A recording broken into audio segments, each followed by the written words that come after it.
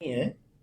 समय समय पर पुलिस के द्वारा कस्बे की जो है पैदल गश्त की जाती है। अधिकारी मूवमेंट करते हैं, क्योंकि आज पुलिस मुख्यालय द्वारा निर्देश दिया गया था कि आज साढ़े 6 से 9 प्रत्येक कस्बों में एसएचओ, सीओ, एडिशनल एसपी, यहाँ तक कि एसपी भी जो है पैदल गश्त। तो एक उससे दो फायदे हैं। एक तो टीम स्पिरिट, और दूसरा आप कस्बे में पैदल चलते हैं तो एक लोगों में भी एक कॉन्फिडेंस की भावना, सुरक्षा की भावना आती है पुलिस को देख के।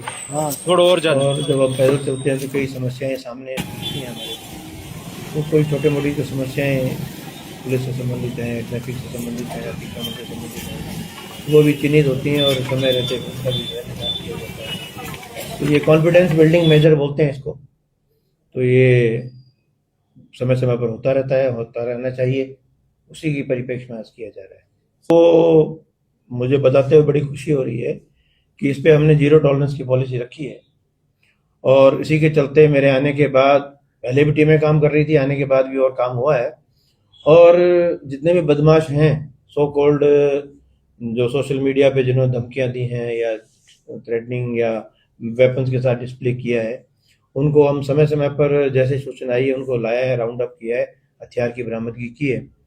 और आज राजस्थान में कोटपुतली टॉप जिलों में है जिनमें हथियारों की रिकवरी 70 से ऊपर हम हथियार और उनके एम्यूनेशन रिकवर कर चुके हैं। तो ये एक अनवरत प्रक्रिया है, और जहाँ भी हमें सूचना मिलती है हम इस मामले में तो पूरा टील कूद करते हैं। तो वह कोई भी, चाहे वो वेपन का डिस्प्ले हो, चाहे वो वेपन रखना हो या थ्रेटनिंग हो, जीरो टॉलरेंस के तहत कार्रवाई की जाती है। समय समय पर ये भी आपको पता है कि अलग अलग टाइप की गैंग्स, कुछ अंतर्राष्ट्रीय गैंग्स कह सकते हैं, कुछ नेशनल गैंग्स कह सकते हैं, कुछ लोकल कह सकते हैं। तो ये भटके हुए युवक हैं जो भटकाव में आकर एक सस्ती लोकप्रियता पाने के लिए या सस्ता शॉर्टकट मारने के लिए इन रास्तों पे चल पड़ते हैं।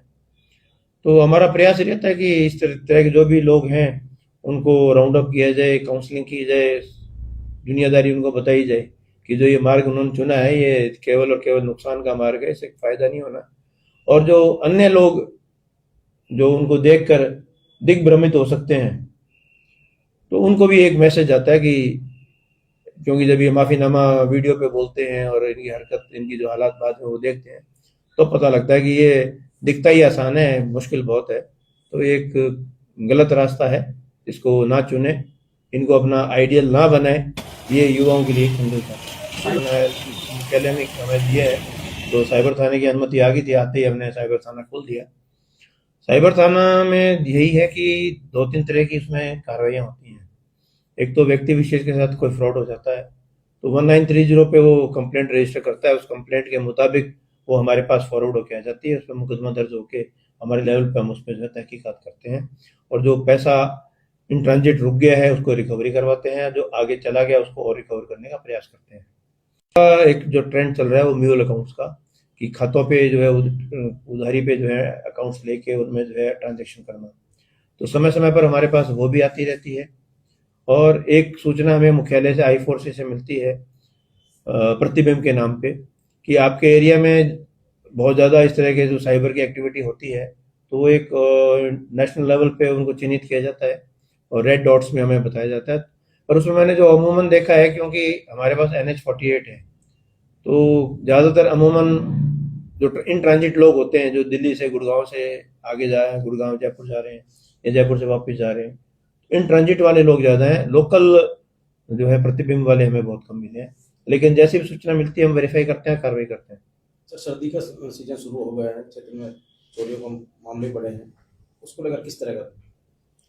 इसमें हमने जो है राज्य सरकार के मंशा के अनुरूप, क्योंकि अभी पिछले दिनों जो कार्रवाइयाँ, घटनाएं डीडवाना में, बीकानेर वगैरह में हुई थी, और इसमें हमारी विशेष पुलिस मुख्यालय द्वारा मीटिंग भी ली गई थी, तो उसमें सबसे पहले मैंने जो है अपने यहाँ पर एंटी गैंगस्टर टास्क फोर्स का गठन किया है, एक इंस्पेक्टर के नेतृत्व में, और एक पूरा बाकायदा उनकी टीम बनाकर एक उनका एक प्रोसीजर के तहत, ताकि अपना वो कार्रवाई जो भी करेंगे वो रजिस्टर में मेंटेन करेंगे, रोजनामचा चालू रहेगा, और जो भी डोजियर, जो बदमाश है उन सबके डोजियर बनाएंगे, और जो जो इस तरह की जो थ्रेट किसी को दी है, कोई नहीं बता रहा है, तो हम चाहेंगे उसको मोटिवेट करके मुकदमा दर्ज हो और ऐसी घटनाएं जो पुनरावृत्ति नहीं होता, ऐसे बदमाश आदमी को लाना और उसके खिलाफ कानूनी कार्रवाई करना।